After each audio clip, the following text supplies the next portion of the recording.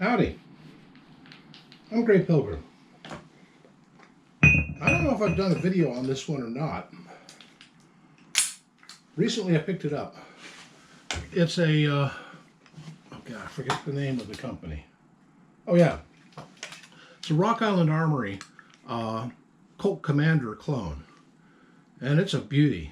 It shoots really well. And it's unloaded. Matter of fact, rounds are over here. But it's a well-built clone of the 1911, the Commander version of it. And this thing is, well, it's been Parkerized. It's not exactly fancy. This is like a military spec sort of gun. And it's, but it just fits so well in the hand. And it's, now what is it? It's 6+1, I think. Anyway, that's just something I recently picked up. Relatively cheap for what they are. I mean, if you got a real Commander like that, it would be in the thousands right now. And this thing was in the hundreds. So, you know, pretty good deal, I thought. And, you know, I'd like to talk about a couple of things. This is a rant video. I know I already did my July rant. It's near the end of July. But, my goodness, we are in interesting times. You know, the old Chinese curse, may you live in interesting times. Well, I'm 71, and I've lived through a lot of interesting times. And some of them are more interesting than others, and some of them are a little more, you get out of my way. Some are kind of icky. Right now, it's bordering the icky side of things. Well, what I'm thinking, the political situation right now is just plain weird. I mean, it's just plain weird. I mean, I don't know.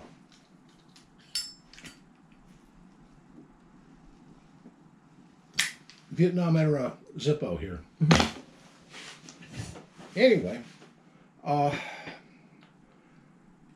watching the whole Kamala, the woman I call Kamala the Cackling Cow, and Trump situation going on right now. One was elected by the rules of his party, and the other was proclaimed by acclamation by the elites of the other side. And to hell with what the rank and file voter thinks. You know, it's just, we will obey. We will obey. That's democracy to them. That's not democracy. That's autocracy. Stupid. And on top of that, YouTube is playing their funny little games about, well, gun channels, which are ridiculous. You know, I'm so small that I'm insignificant, so I probably won't get struck for for speaking truth. You know, what was it? The Etruscan? No, it's not Etruscan. It was the Parthian. Was it the Immortals? They call them. Their motto was to ride, shoot, and speak the truth. That was what they said. And I think Jeff Cooper's biography is based on, that's the title of it, which is, that sort of fits Jeff Cooper. You know, if you don't know who Jeff Cooper is, look it up. He was a great man. Anyway, I've been watching this thing with, they're really trying to push this woman as some kind of God's gift to all of us. Man, she got 0 delegates when she ran in the primaries. She got the least number of votes of anyone. I think Jill Stein even made more than her. Buttigieg certainly did. I mean, it's insane. They only hired her, sorry to say it, but as a token. Because they said, okay, we got the old white guy up here on the front, so let's put a black gal in there as vice president. And in another way, it was sort of a insurance policy for Joe, because people hated Kamala so much, they thought, oh God, we've got to just make sure that Joe has got a pulse until 2024, because He said he was just going to be a single-term president and that we'd all sort it out by then. Here it is, 2024, and their way of sorting it out was to send some kid up on a rooftop and take a pot shot at Trump. That didn't work out very well, did it? I mean, that kid, you know that he visited the FBI office? Probably. At least so says the tracking data on his phone. A lot of other things. They kept, the FBI, the CIA, the DEA, Secret Service, none of them could find anything of his social media records. So the people on Reddit and 4chan, they did. He had a Gab account. Well, they didn't look on Gab. They looked on everything else, but they never looked on Gab. We are being ruled by idiots. Total idiot. I mean, hell, I'm an IT professional who's retired, very retired. I go back to the days of the mainframe computers, and I've watched this political circus going on since before the days of the internet. And what I'm seeing is that the media and the power elite are in cahoots. And the reason is simple. They used to have control of the main newspapers, television, radio stations, and they could tell us whatever they wanted to say, and we would believe it. I think I told this tale once. When I was a teenager, I was in a small town in New Mexico, and a whistle-stop campaign. Now, I can't figure out why this thing keeps dying on me, but it does. It looks like it's working now. So let's just get it up here and talk about it again. Where was I? Oh yeah, I was talking about being a kid in New Mexico and a whistle stop of a candidate coming through town. And nothing much happened in our town, so hey, they let the kids out of school and everything to listen to this guy pontificate. Well, we all went down to the train station waiting for this train to show up. And while we were there, a couple of buses pull up. And they had like these magnetic stick-on signs on the side that said CBS. That, oh, look, it's going to become a big media thing here. So off of one of these buses stepped a reporter I knew of at the time. I'd just seen him the night before on the nightly news.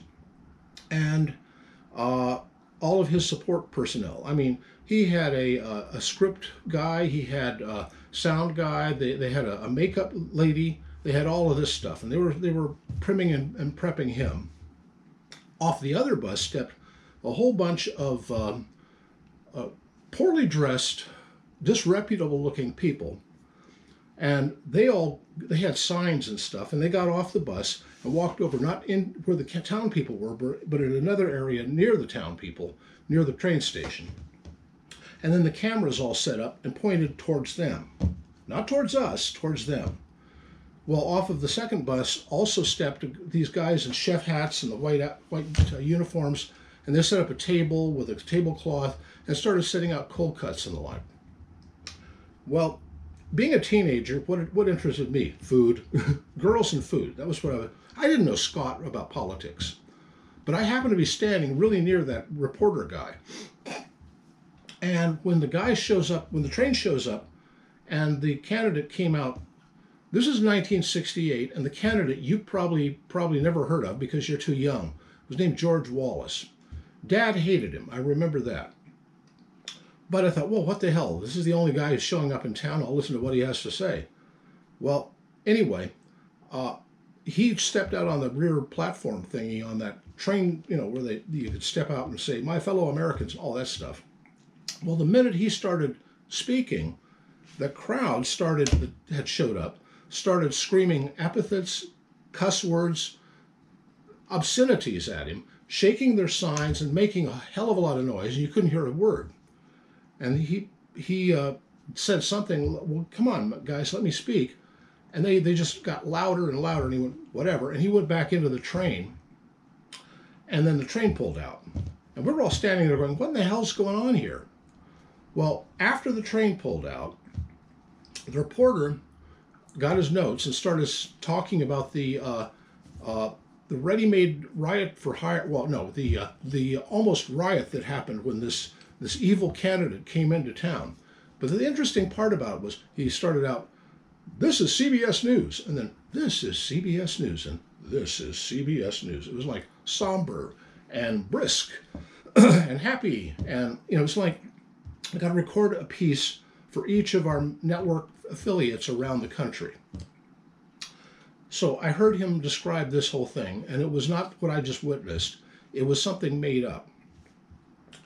And then after a little while, they all of them, the rioter types, the reporters, the techs, all hung around the table and ate. And when they got through eating, they got on the bus and went down the road after the train. I stopped believing network news completely after that. We had been spoon-fed that whole time. And this was what, 1968. We weren't in a big city anywhere. We were just in a hick town, New Mexico.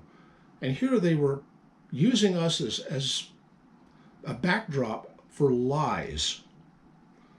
So tell me what they're not doing today.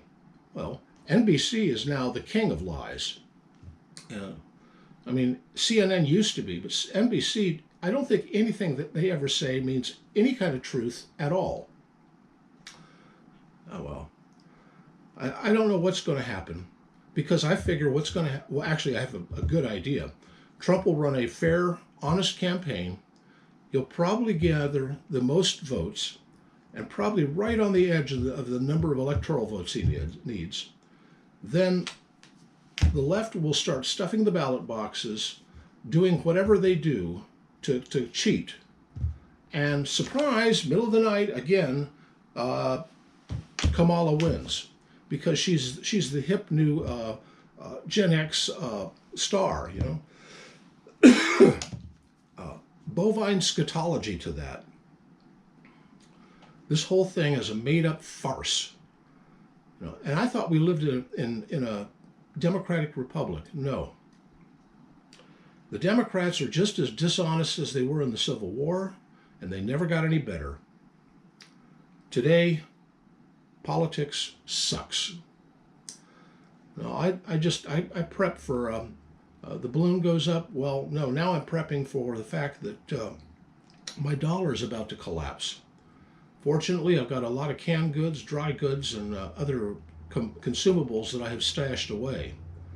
I think that we're going to get hungry here for a while, folks. Anyway, just me talking about what I'm thinking about what's going on today. And I'm just a cynical old man who has seen this circus many times. And I don't believe it. I don't believe any of it anymore. Come November, well, I'll vote. It won't do a damn bit of good, but I'll vote. I don't care how many Americans vote. They'll just double up or triple up or quintuple up the votes to counter whatever I vote. And so many of them out there are just what they now call NPCs. They never listen. They never look. They never think. They never think. Look at the world around you and understand. Try to understand what's going on. Yes, I'm an old man. I have the time to look and perceive and discern and decide.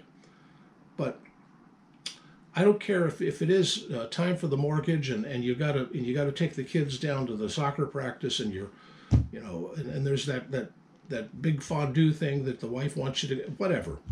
You have time to pick up, I guess it's your phone these days. For me, it would be a newspaper, and read what's going on. At least try to.